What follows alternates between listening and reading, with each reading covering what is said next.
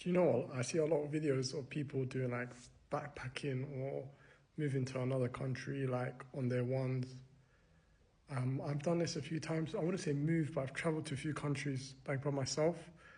And the thing is, you're always going to struggle if you go to another country by yourself because, number one, for example, if you have no family there or no friends there to begin with, that's tricky. That's tricky because what are you going to do? Just keep going out by yourself?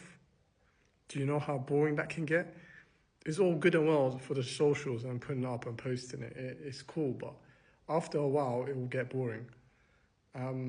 I've realized that it always helps when you go to certain countries and certain places if you at least know one person from there.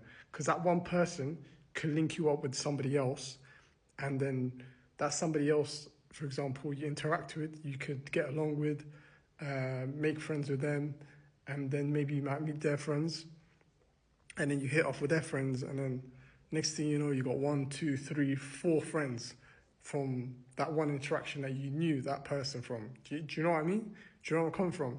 So I feel like a lot of times before you step to another country, if you can just have one person you know, it does the world of good, honestly. Because I remember when I went to Qatar, right? And at the time, I didn't know anybody there. I just decided to just go. Similar to how I left to come to Somaliland, I didn't have anybody there, like zero.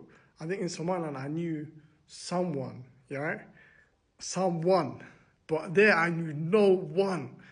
That is like a big difference from knowing 1 or 2 people to knowing 0 people.